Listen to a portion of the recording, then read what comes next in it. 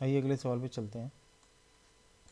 The simple interest on a certain some of money at the rate of 5% per annum for 8 years is ₹840। ठीक है, simple interest on certain sum of money at the rate of 5% per annum for 8 years is 840. Rate of interest for which the same amount of interest can be received on the same sum after 5 years is 7%, 8%, 9%, 10%। ठीक है, तो यहाँ इस question को मैं समझा देता हूँ आपको पहले।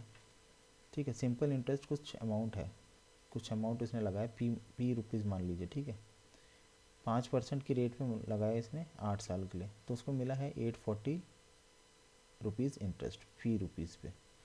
ठीक है, अभी ये क्या कह रहा है कि rate of interest for rupees this same amount of money, same amount of interest can be received on the same sum after 5 years.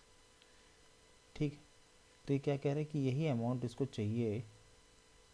ठीक है, सिंपल इंटरेस्ट पे। ठीक है, इसको चाहिए कि इतना ही फ़ायदा इसको दोबारा हो 840 कितने साल में हो, 5 साल में हो। यहाँ पे रेट ऑफ इंटरेस्ट पता करना है कि कितने साल में होगा।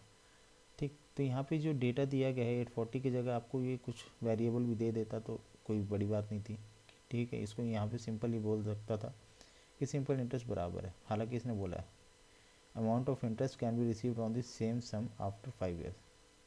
ठीक, तो यहाँ पे बोल रहा है 840 तो इस केस में मिल ही रहा है, इस केस में भी इसको 840 रुपये सिंपल इंटरेस्ट चाहिए।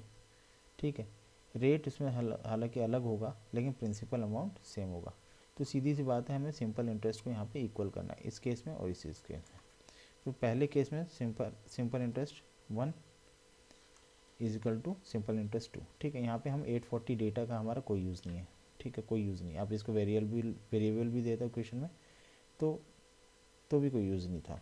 हमें यहाँ पे बस इतना पता है कि simple interest 1 is equal to simple interest 2। Simple interest का आपको पता है principal rate into time upon 100 is equal to principal into r dash, क्योंकि यहाँ पे रेट यहाँ चेंज हो रहा है, यहाँ पे बोल रहे कि किस रेट पे, और टाइम पीरियड क्या है टी डैश 5 ईयर्स। ठीक है, यहाँ पे चेंज हो रहा है, टाइम पीरियड भी चेंज हो रहा है, रेट भी चेंज हो रहा है, तभी ये जाके सिंपल इंटरेस्ट बराबर हो रहे हैं, अलग रेट पे और अलग टाइम पीरियड पे। ठीक है, तो यहाँ से पी और पी दोनों कैंसिल हो सकते हैं सीधा, और 100 कैंसिल हो सकते हैं। तो r t is equal to r dash t dash. यहाँ पे हमें 3 वैल्यूज़ तो पता है, आर डैश हमें निकालना है। तो यहाँ पे हमने वैल्यू डाल दिया, पी इंटू रेट क्या है 5% पहले केस में, और टाइम पीरियड क्या है 8 years upon 100 is equal to p, same sum of amount लगाया है इसने। ठीक है, सेम सम पे इसको सेम अमाउंट चाहिए, पी रुपीज़ लगा के इसको 840 चाहिए, लेकिन अलग रेट पे अलग टाइम पे, अलग रेट पे अलग टाइम पे, दोनों को बराबर इसको करना है 840। ठीक, तो P इंटू आर डैश हमें पता करना है किस रेट पे देगा ये 5 साल के लिए, तब जाके इसको 840 मिलेगा। तो सीधी सी बात है, यहाँ पे पी कैंसिल, 100 कैंसिल, 5 भी कैंसिल ही हो गया। तो आर डैश आपका सीधे से 8% के बराबर आ गया। मैक्सिमम हर चीज़ तो कैंसिल ही हो गई है, p cancel, 5 cancel, 100 cancel, r dash is equal to 8%। तो बहुत ही सरल सवाल था। ठीक, थोड़ा सा समझने की ज़रूरत है यहाँ पे कि सिंपल इंटरेस्ट आपको बराबर करने के लिए बोल रहा है।